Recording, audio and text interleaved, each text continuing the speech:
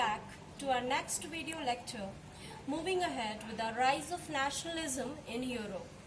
Now, our next topic to be covered after Romanticism is unification of Germany.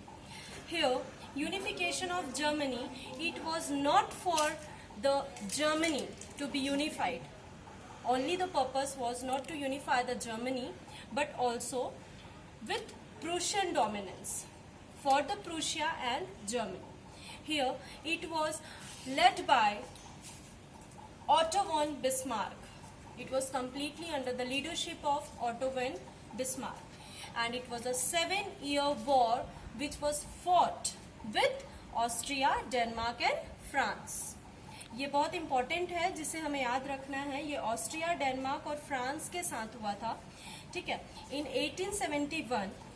1871 में क्या हुआ था? केशर William one आए जो कि he was proclaimed as the German emperor, जो कि एक कॉन्स्टिट्यूशनल मोनार्की का कंसेप्ट आया, मोनार्की से थोड़ा हटके, कि कंप्लीट किंग का ही लीडरशिप नहीं होगा. ठीक है. कॉन्स्टिट्यूशन का भी कुछ ना कुछ हिस्सा होगा.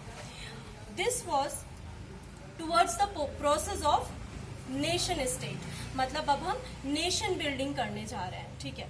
ये वाला पूरा एक कंसेप्ट है.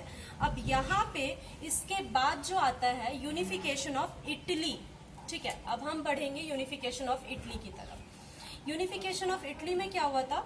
गुसेप मजीनी, उन्होंने यंग यूरोप और यंग इटली को फॉर्म किया था. ठीक है. 1831 में. And he was known as the soul, जिसको बोला जाता है आत्मा. ठीक है. Unification of Italy Giuseppe Mazzini ने एस्टैब्लिश किया था Young Europe and Young Italy, जिनको सोल का स्वरूप दिया गया था. अब बहुत सारे सीक्रेट सोसाइटीज भी वहां पे फॉर्म होते हैं during the unification of Italy. ठीक है. अब यहाँ पे यूनिफिकेशन ऑफ इटली में हम 4 के बारे में पढ़ेंगे, जो कि गुसेप मैजीनी था, जिन्होंने यंग यूरोप और यंग इटली को बनाया था, एस्टैब्लिश किया था. सेकेंड जो थे वो गुसेप गैरिबल्डी था. Giuseppe Garibaldi was who was he was actually he leaded the volunteers of armies, like armed volunteers.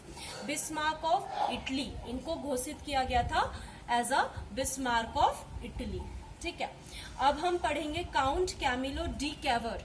इनके बारे में भी यूनिफिकेशन ऑफ इटली में दिया गया है. Count Camillo de Cavour, he led the movement to unite Italy. ठीक है. यूनिटी मतलब इटली में लाने के लिए, पूरी तरीके से उसे जोड़ने के लिए इन्होंने एक कंसेप्ट लाया.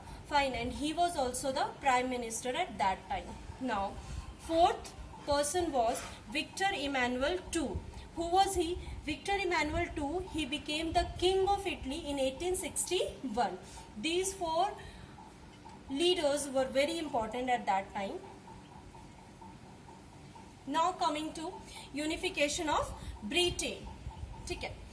British Empire consisted of English, Scottish and Irish community. अब यहाँ पे यूनिफिकेशन ऑफ ब्रिटेन में क्या क्या आ जाता है? ठीक है.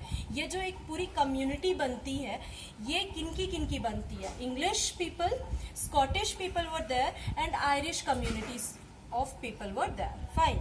Now industrial revolution, here it brought to an economic prosperity. ठीक है. पूरी तरीके से प्रोस्पैरिटी था इस टाइम पे, बहुत सारा इकोनॉमी में पैसा था. ठीक है.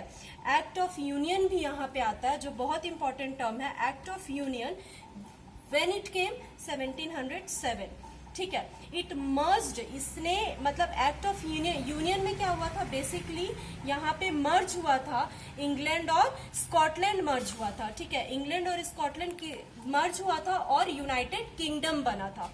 उसके बाद फर्दर बाद में क्या हुआ? उसमें आयरलैंड भी मर्ज हुआ, जो कि बना ग्रेट ब्रिटेन.